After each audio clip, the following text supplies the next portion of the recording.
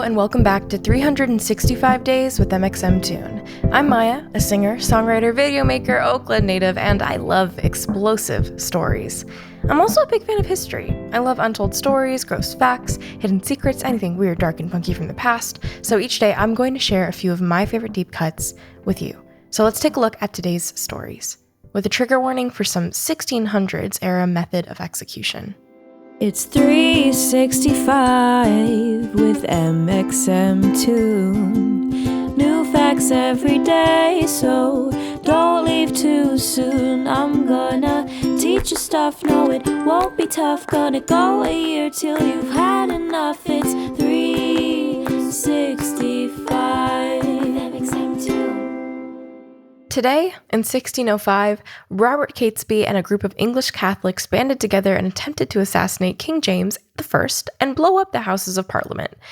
Though they failed, the gunpowder plot became known as Guy Fawkes Day and spawned a plethora of legends.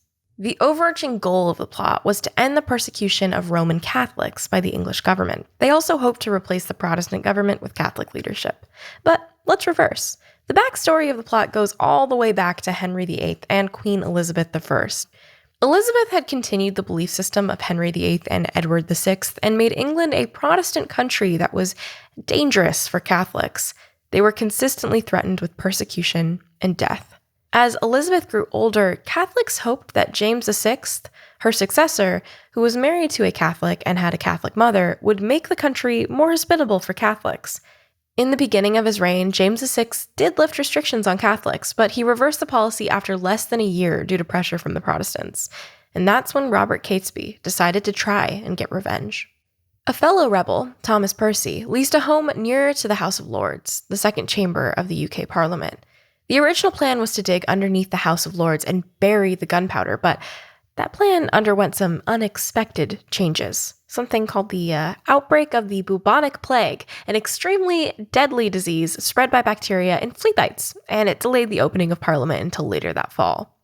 During the delay period, the rebels discovered a vacant church crypt beneath the ground floor of Parliament, so they decided to place their gunpowder stores there instead of digging underground. Thomas Percy leased the undercroft, and Guy Fawkes posed as his assistant, calling himself John Johnson. The plan was set for success until someone tipped off a one Lord Monteagle. He received an anonymous letter about a week before the plan was set to commence, warning him to stay away from the House of Lords on the day of the attack.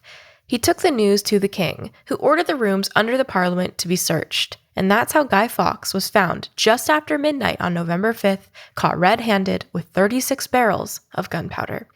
Fawkes was arrested and tortured and ended up giving up the identities of the other men involved in the plot. Everyone involved ended up captured and killed. Fawkes was supposed to be hung, drawn, and quartered, but on his way up to the hanging post, he jumped off and broke his neck, dying instantly.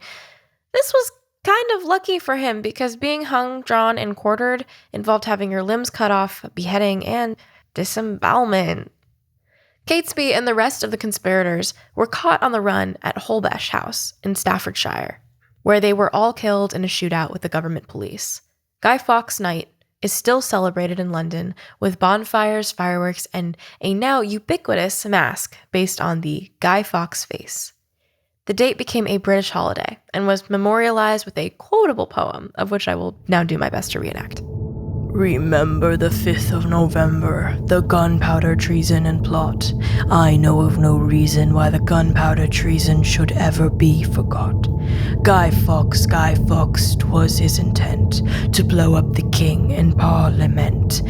80 barrels of powder below to prove old England's overthrow. By God's providence he was catched with a dark lantern and a burning match.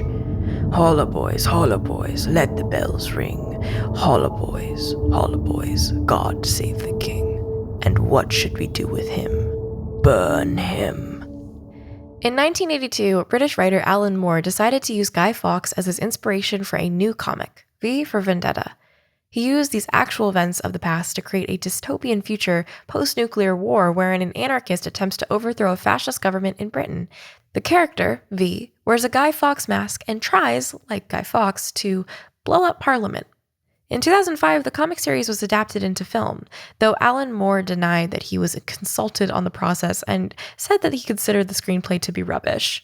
Like the comic series, the film focused on an alternative future where a neo-fascist totalitarian regime has taken over the United Kingdom. Europe has been ravaged by a virus, which hits a little close to home in a modern rewatch, and in this hellscape alternative future, politician opponents, immigrants, and other undesirables are imprisoned. V, dressed in a Guy Fawkes mask and played by Hugo Weaving, tries to create a revolution through terrorist acts around the city. He also trains his protege, Evie, played by Natalie Portman. Though the parallels to Guy Fawkes and the gunpowder plot are obvious, creators of the film said that they were also inspired by Margaret Thatcher's conservative governing in the 1980s. Originally, the film was set to be released on November 5th, but production problems set it back 4 months to St. Patrick's Day weekend. It took the top spot at the box office when it opened, earning $25.6 million in its first few days. And now for our music fact. Today, in 1971, Elvis Presley began a 15-date North American tour at the Metropolitan Sports Center in Minneapolis. After Elvis's performance ended, fans wouldn't stop screaming for an encore. To quell the screaming, announcer Al Dvorin said, "Elvis has left the building." It became a well-known catchphrase and can even be found in memes today. And now for our final segment of the day, I'll be going through my own photo archive to see what I was up to on a November 5th in my life. On November 5th, 2018, I designed a small drawing it's a geometric plum blossom. And if you've seen it on any of my merch, you know what I'm talking about. There's 2 items that have it. There's a beanie and then there was a shirt that we made. And it was the first time I got to design a beanie for my merch store. And my merch store for mxmtoon has now become something I'm really proud of, just because I think that all of the shirts and the different things that I sell on it are really cool and unique. But I think that was one of the first items that I was like, I can imagine people actually wearing this. This is so crazy. So I was really excited about it.